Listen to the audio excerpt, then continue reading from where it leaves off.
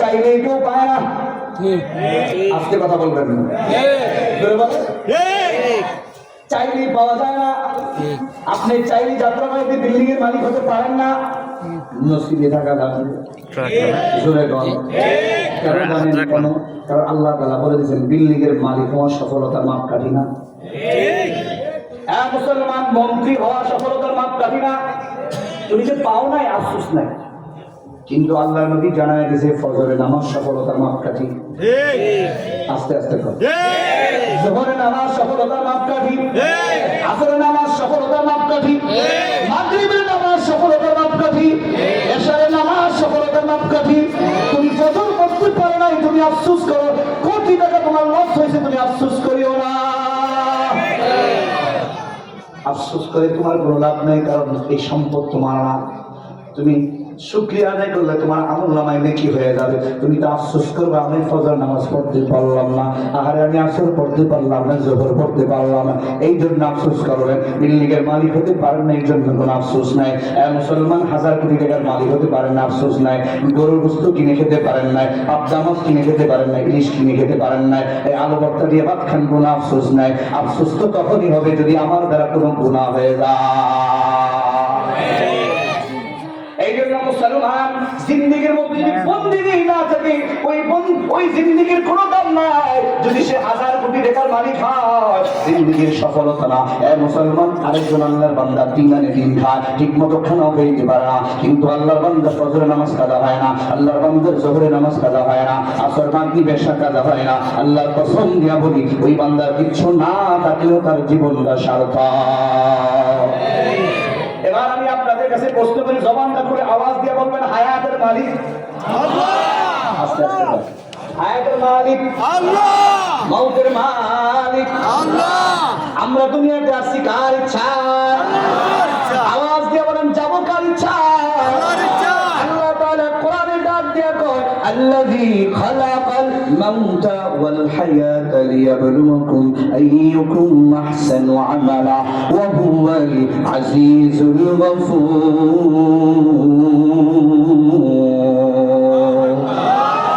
আল্লাহ ডাক দিয়ে কয়, গোলাম আজকে বেচা কেনা হয় নাই, বড় আফসোস, মনটা বড় খারাপ। আল্লাহ কয়, নো টেনশন, ব্যবসা ভালো হয় না, মন খারাপ করবা না। কেন জানো? আল্লাহ তাআলা আমি তোমাকে দুনিয়াতে পাঠাইছি কি জন্য জানো? লিয়াবলুয়াকুম আইয়ুকুম আহসানু আমালা, বান্দা পরীক্ষা করার জন্য কার আমল বেশি সুন্দর হয়। সারাদিন তুমি ব্যবসায় লাভ করতে পারো না, সারাদিন তোমার লস হয়েছে, তুমি যখন একবার বলবা আলহামদুলিল্লাহ, আল্লাহ সিদ্ধান্তের উপরে আমি খুশি, তাহলে তুমি সাথে সাথে তুমি কামিয়াব হয়ে গেলা।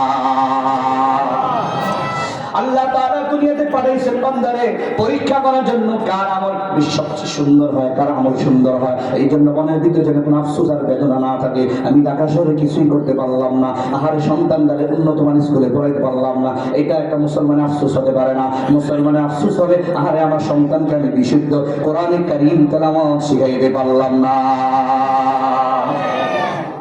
এটা হতে হবে আমাদের জীবনের আফসোস, আমার সন্তানকে বিশুদ্ধ কোরআন শিখাতে পারে নাই। কিন্তু সমাজ উল্টা হয়ে গেছে, সমাজে বড় গর্ব করে বলে আমার ছেলে ইংলিশে কথা বলে।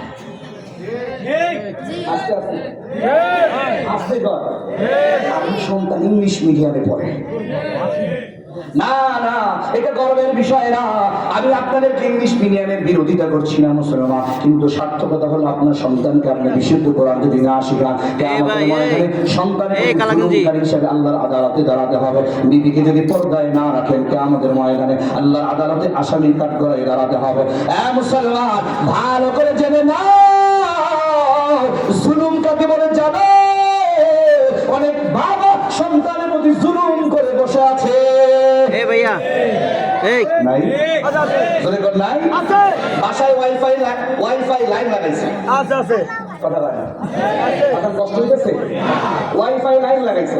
সন্তান আপনি জানেন না, সন্তান ওয়াইফাই লাইন দিয়ে কত কিছু করতেছে। সন্তানকে মোবাইল চাইছে, আপনি 1 লাখ টাকা মোবাইল কিনা দিয়েছেন, সন্তান এবার মোবাইল দিয়ে গুনাহ করতেছে।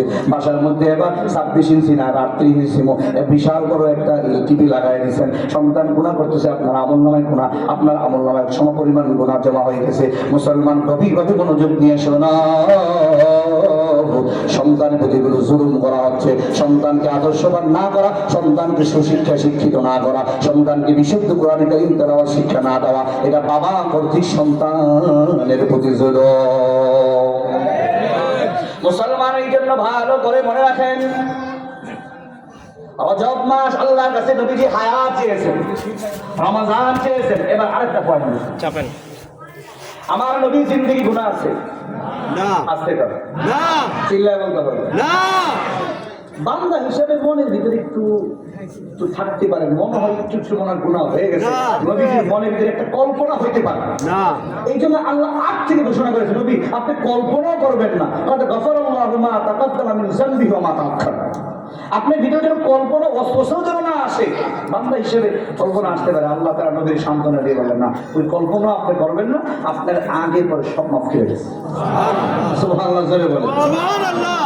যে নবীর সমস্ত গুনাহ মাফ, গুনাহ তো নাই, ভালো করে বুঝেন, গুনাহ নাই, তারপর আল্লাহ তাআলা অগ্রিম ক্ষমা ঘোষণা করলেন, আগে পরে সব। ওই নবী যদি এতটা উদ্গ্রীব হয়ে থাকে, ওই নবী যদি এতটা আগ্রহী হয়ে থাকে শাবানের জন্য, রমজানুল মুবারকের জন্য, আমি আপনি বড় গুনাহগার, আমার আপনার কি পরিমাণ রমজানের জন্য উদ্গ্রীব হওয়া, আগ্রহী হওয়ার দরকার আছে না? না।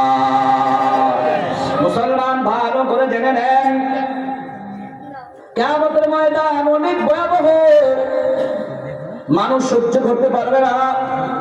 আরশে আযীমের নিচে মুসলমান হাসরের ময়দান অনেক কঠিন ভয়াবহ অবস্থা হবে। মুসলমান এক পর্যায়ে চলে যাবে হযরত আদম আলাইহিস সালামের কাছে, যে আদম আলাইহিস সালাম গিয়ে বলবে, আনতা আবুনা, আপনি আমাদের বাবা, খলাকাল্লাহু বিয়াদিয়া, আল্লাহ তাআলা নিজ হাতে আপনাকে বানাইছেন, ওয়া নাফাখা ফীকা মিন রূহিহি, আপনার মাঝে আল্লাহ তাআলা রূহ ফুঁকে দিয়েছেন, ওয়া আসকানাকা জান্নাতাহু, আল্লাহ তাআলা আপনাকে জান্নাতে বসবাস করাইছেন। এরপরে বলবেন, ও বাবা, ও আমাদের পিতা আদম আলাইহিস সালামকে বলবেন, আল্লাহর কাছে একটু সুপারিশ করেন, যদি আল্লাহ তাআলা আমাদেরকে হাসরের ময়দান থেকে মুক্তি দান করেন। আদম আলাইহিস সালাম ডাক দিয়ে আল্লাহ তাআলা আমাকে কদম ফল খাইতে নিষেধ করেছেন, আমি গুনাহ করে ফেলেছি, তোমরা চলে যাও নূহ পয়গম্বর কাছে। এই জায়গার মধ্যে একটা সূক্ষ্ম বিষয় ভালো করে মনে রাখবেন, আদম আলাইহিস সালাম আমি গুনাহ করে ফেলেছি। এবার বুঝেন, জান্নাত কি গুনাহ করা যায় না? গুনাহ হইতে করছি কথা বলেন, নবীদের গুনাহ আছে না?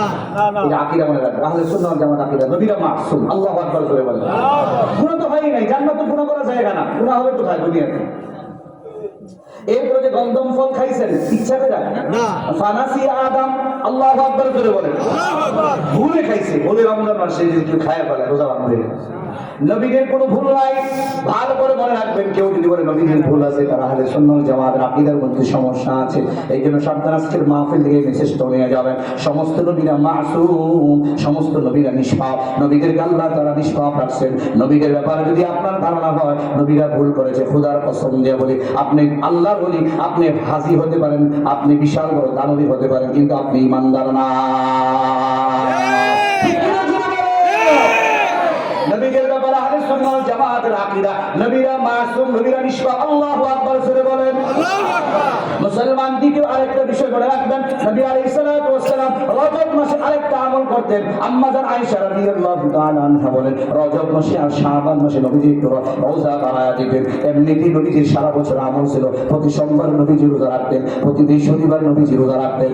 মুসলমান আইয়ামে বীজে রোজা রাখতেন 13, 14, 15।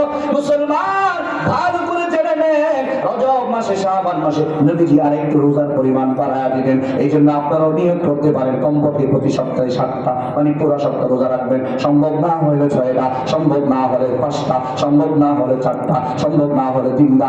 যদি একেবারে সম্ভব না হয়, এখন থেকে নিয়ত করেন, ইনশাআল্লাহ প্রতি সোমবার, প্রতি বৃহস্পতিবার রোজা রাখবো। এখন হাত তুলব না।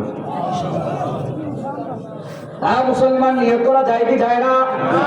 নিয়ত করলে বরকত দিবে কে? জোরে বলেন আল্লাহু আকবার, জোরে বলেন। ভালো করে মনে রাখেন, নবীজি কেন রোজা রাখতেন, সূক্ষ্ম বিষয়টা ভালো করে মনে রাখেন। দেখবেন প্রতি নামাজের আগে সুন্নত আছে না? আছে, আছে। ইবাদতের একটা, এটাকে বলা হয় মাকাসিদে শরিয়া, এটা ভালো করে বুঝবেন, সূক্ষ্ম বিষয়, আশা করি বুঝবেন ইনশাআল্লাহ। এই যে 5 ওয়াক্ত নামাজের সিস্টেম, এর একটা সূক্ষ্ম বিষয়, হিকমত বুঝে নেন। রজবের শাবান মাসে কেন রোজা রাখতেন জানেন? যাতে করে রমজান, রজব আর শাবানের রোজা রাখার দ্বারা রমজানের রোজাটা যেন সুন্দরভাবে হবে, আগে থেকে প্রস্তুতি যেন সুন্দরভাবে হয়। দেখবেন ফজরের নামাজের আগে সুন্নত আছে না নাই? চিল্লায় আছে না নাই? যাতে করে বান্দা ফজরের নামাজের আগে 2 রাকাত সুন্নতে মুআক্কাদা পড়ে বান্দা যেন সুন্দরভাবে ফজরের নামাজটা সুন্দর করে পড়তে পারবে। মুসলমান, মাঝখানে বড় একটা গ্যাপ আছে, বান্দা দুনিয়ার কাজে ব্যস্ত হয়ে পড়বে। মনোযোগ দিয়ে শোনেন, জোহরের নামাজের আগে 4 রাকাত সুন্নতে মুআক্কাদা আছে না নাই? কেন? যদি বান্দার ফরজ নামাজটা সুন্দর হয়, কিন্তু আসলে নামাজের আগে 4 রাকাত সুন্নতে মুআক্কাদা নেই। কেন জানেন? কারণ আমাদের মাযহাবে একটু লেট করে নামাজ পড়ি, হানাফি মাযহাবে লেট করে নামাজ পড়া হয়, শাফি মাযহাব, হাম্বলি মাযহাবে কিন্তু মুসলমান জোহরের নামাজের পরপরই আসরে ওয়াক্ত হয়ে যায়। এই জন্য মুসলমান গভীর মনোযোগ দিয়ে শুনেন, যেহেতু পরপরই নামাজ, এই জন্য নতুন করে মনোযোগ সৃষ্টি হওয়ার দরকার নাই। এই জন্য তাৎক্ষণিকভাবে আসরে নামাজের আগে 4 রাকাত সুন্নতে মুআক্কাদা নাই। আর আসরে নামাজের পর বান্দা বাসায় তো যাবে না, বান্দা ওই সময়